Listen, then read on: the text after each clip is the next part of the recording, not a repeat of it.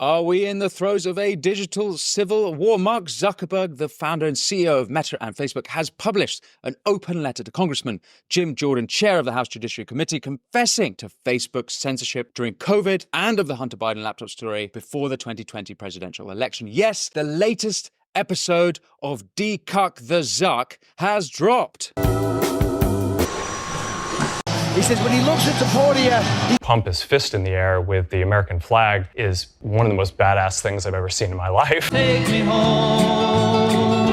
But is something more serious going on here? Hasn't Zuckerberg just confessed to something we knew all along? If so, why publish this letter at all? And does it have anything to do with the arrest of encrypted messenger service Telegram's founder and CEO Pavel Durov in France? In this video, we take a closer look at what's really going on and why. Is this part of what Balaji Srinivasan, an upcoming guest on this show, calls the digital civil war between the establishment and the people? But first, I ask, if you want to support the show, all you have to do is press subscribe. If you press subscribe, I can have more great guests on. I can explore more topics like this that you want to hear about. But for now, let's get into it. Mark Zuckerberg, the CEO of Meta, which of course includes Facebook, WhatsApp, and Instagram, published an open letter last night. And here were three big takeaways. First of all, it was that the Joe Biden-Kamala Harris administration, quote, pressured Facebook to censor Americans. We knew that the Biden-Harris administration were pressuring big tech into censorship, most famously exposed during the Twitter files, when Elon Musk brought in investigative journalists Matt Taibbi, Li Feng, Michael Schellenberger, Barry Weiss, and others to expose the correspondences between government and Twitter execs. So we knew this was happening at Twitter, and we had evidence it was happening elsewhere. According to The Hill, Zuckerberg says he regrets not being more outspoken about government pressure. What's the big deal? Well, the most immediately egregious aspect of Zuck's letter is that it appears the Joe Biden-Kamala Harris administration were in violation of the First Amendment. As Elon Musk observed, sounds like a First Amendment violation. But is Elon right? Well, if you've been watching this show, you'll remember my conversation with constitutional lawyer Jed Rubenfeld when we discussed the Biden versus Missouri case, later renamed Murphy, Missouri. The Biden-Murphy, Missouri case concluded in June 2020. What happened was that the states of Missouri and Louisiana claimed that the federal government pressured social media companies to censor conservative views and criticism of the Biden administration in violation of the right of freedom of expression. The government said it had only made requests, not demands, that social media operators remove misinformation. The Supreme Court ruled in favor of the Biden administration in June, with Justice Amy Coney Barrett writing, "To establish standing, the plaintiffs must demonstrate a substantial risk that in the near future they will suffer an injury that is traceable to a government defendant and redressable by the injunction they seek. Because no plaintiff had carried that burden, none had standing to seek a preliminary injunction." The second big revelation was that Facebook had censored Americans. Yeah, no shit. What is he going to reveal next? That Hillary lost the 2016 election? Again, we knew full well that Facebook was censoring Americans. Famous examples, of course, include the lab leak theory, Great Barrington Declaration, or when President Trump was removed. Facebook even removed 20 million pieces of COVID-19 so-called misinformation. I think it's worth highlighting some important legal context here. You'll have heard of Section 230. Section 230 states that no provider or user of an interactive computer service shall be treated as the publisher or speaker of any information provided by another information content provider. So legally, they are not treated as publishers, nor held responsible as publishers. However, when it comes to censoring information, they are acting as if they are publishers. The third big takeaway from Zuck's letter was that Facebook had throttled the Hunter Biden laptop story back in 2020. But we knew this. Zuck admitted this on Rogan back in 2022. There was a lot of attention on Twitter during the election because of the Hunter Biden laptop story. The New York Post. Yeah, we had that too.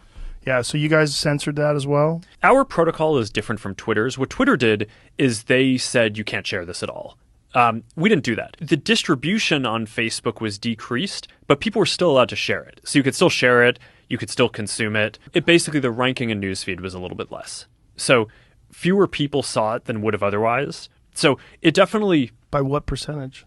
I don't know off the top of my head, but it's meaningful. Just a little recap on the Hunter laptop story. 51 agents said it was Russian disinformation. This was not debunking, this was pre-bunking. Intelligence services knew the laptop story was authentic. The New York Post famously ran the story before the 2020 election. Information in the laptop has since been used against Hunter Biden when he was charged with a felony. There is some evidence that the Hunter Biden laptop story could have swung the 2020 election the other way. Congresswoman Elise Stefanik thought as much when she tweeted that 53% of Americans made aware of the Hunter Biden laptop story would have changed their vote in 2020. Another poll suggests that 8 in 10 think that Biden laptop changed the election. You at home, of course, are well aware of the Hunter Biden laptop story. If you've been following this show, we've been covering it at length, and it was all revealed in the Twitter files through Michael Schellenberger and those other great investigative journalists. The question is, why is Zuckerberg doing this? And why is he doing it now? What's his motivation? But before we get into that, let's hear a word from our sponsor, Ground News. Even Mark Zuckerberg's open letter shows a clear media bias. Ground News shows us that only 20% of left-leaning outlets are covering this story, in contrast with 58% of right-leaning outlets covering the story. Here's more from them now. Thanks to Ground News, who I specifically sought out as a sponsor, I can see that over 200 articles have been published worldwide on Kamala's acceptance speech. Their app and website allow us to see through the bias on any story in the news. It's become an essential resource, and I highly recommend you to check it out. You can scan the QR code or go to ground.news/Winston. Let's look at the full coverage on Kamala's acceptance speech at the DNC. Right away, it looks like right-wing media is barely covering this. In fact, as I'm reading this, less than 20% are from those publications. In contrast to left-leaning New York Magazine, right-leaning The Daily Caller frames Harris as a, quote, do-nothing VP, a starkly different narrative. Ground News even has a blind spot feed that highlights stories being disproportionately covered by the media on any given topic. Seeing all sides is important in having more productive conversations and getting closer to the truth. That's why we use it for this show. And it will be especially important as we approach the upcoming presidential election. I highly recommend you check it out. You can scan the QR code or go to ground.news/Winston. The link is below. If you subscribe through my link, you'll save 40% off unlimited access. And by supporting Ground News, you are supporting this show too. But now let's look at what's happened to Telegram CEO Pavel Durov. Pavel has been arrested in France. A French investigative judge extended police custody for Pavel Durov, the CEO of Telegram, following his detention at Le Bourget airport on Saturday. Durov is involved in a judicial inquiry into 12 alleged criminal violations, including complicity in serious crimes. The Paris prosecutor's office stated Durov's custody could last up to 48 hours, after which he must be released or charged. French President Emmanuel Macron made a statement. The arrest of the president of Telegram on French soil took place as part of an ongoing judicial investigation. It is in no way a political decision. Exiled journalist Edward Snowden, on the other hand, had this to say. The arrest of Durov is an assault on the basic human rights of speech and association. I am surprised and deeply saddened that Macron has descended to the level of taking hostages as a means of gaining access to private communication. It lowers not only France, but the world. Ashley Rinsberg, an upcoming guest on the Winston Marshall Show,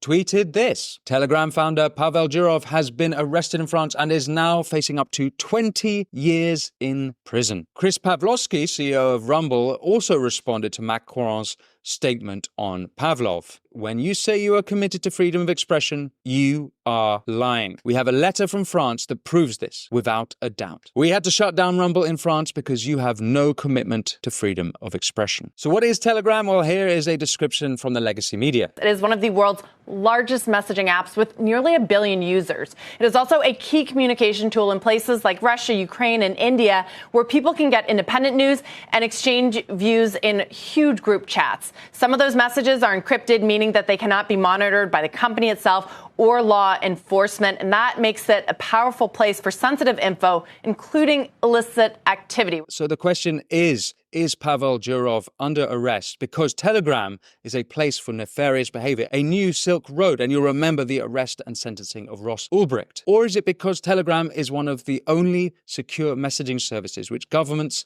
and the establishment cannot control. As that reporter said, it is a place used for independent media, where people can get independent news. And if you think that's a ludicrous suggestion, I remind you that earlier this month, Chief Europrat and European Commissioner of Internal Market and Services, Thierry Breton, warned Elon Musk before his Twitter Spaces conversation with President Trump about his responsibility under the Digital Services Act not to spread disinformation, as if either Trump or Musk give a damn what he had to think. Thierry Breton might be having such conversations with the owner of X in public, but is he having similar conversations in private with the owners of other big tech firms? Who's to say Thierry Breton isn't speaking to Zuck in private? It's been reported that Breton can fine big tech companies 6% of their global annual turnover if they don't comply with the Digital Services Act. If the problem of Telegram is that it's encrypted messages that governments cannot access, why doesn't that also apply to other message platforms? Why do they fear Telegram and not Zuckerberg's WhatsApp or Apple iMessages? Well, the big obvious difference appears to be that federal agencies don't have any access to Telegram. Rolling Stone wrote in 2021, FBI document says the feds can get your WhatsApp data in real time. A previously unreported FBI document obtained by Rolling Stone reveals that private messaging apps WhatsApp and iMessage are deeply vulnerable to law enforcement searches. Pavel Durov, on the other hand, seems relatively incorruptible. Here he is speaking to Tucker Carlson earlier this year. We get too much attention from the FBI, the security agencies, wherever we came to the US. So to give you an example, last time I was in the US, I brought an engineer that is working for Telegram. They were trying to persuade him to use certain open source tools that he would then integrate into the Telegram's code that, in my understanding, would serve as backdoors. Would allow the US government to spy on people who use Telegram.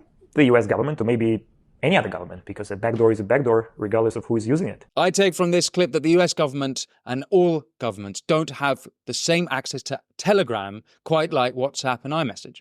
Even Politico has reported this headline: Telegram is a bigger headache than Elon Musk's X for the EU. So back to the Zuck Take me home. and his open letter. What's his real motivation then? The digital arena seems to be coalescing around two sides. On the one hand, there are the Eurocrats, the Biden-Harris administration, the deep state, all of whom still enjoy the relationship with Google and YouTube. On the other hand, you have Elon taking over X. You have Pavel Durov of Telegram. You have Rumble. You have the free speech movement, which seems to be philosophically and now openly aligned with the new quote-unquote Justice League of President Trump, RFK Jr., Tulsi Gabbard, and other former Democrats who are now seemingly becoming Republican, and notably against censorship. Only 2 days ago, Elon Musk tweeted this: "Why don't they arrest Mark Zuckerberg for enabling child predators?" Elon replied, "Because he already caved into censorship pressure. Instagram has a massive child exploitation problem, but no arrest for Zuck, as he censors free speech and gives governments backdoor access to user data." If that's true, does this make Zuckerberg doubly brave to come out on the free speech side of the digital civil war? Take me home. Or is it more cynical still, that he's doing this to protect himself with who he thinks is coming into power? In his same open letter, Zuckerberg claims to be attempting to act neutrally. But one ex-commentator, Joshua Steinman, made this observation: Zuck has access to a real-time global human sentiment machine. If you think he's coming clean about what Kamala and co. have been doing just for the sake of doing the right thing, you aren't paying attention. He knows what's coming. Who's next in the digital civil war? Well, this is what David Sacks famously predicted. They came after TikTok, now they're coming after Telegram. Next is X, then Rumble. Is this digital civil war? Is this pick a side time? Well, according to this headline, digital freedom of speech and expression has crashed to a 10-year low. Now, I want to know what you think about this. I want to know what you think I've missed, where you think I might be getting it wrong, or where I'm getting it right. I also want to know what guests you'd like on the show. I have some crackers lined up, including Balaji Srinivasan, who I spoke about briefly in this monologue.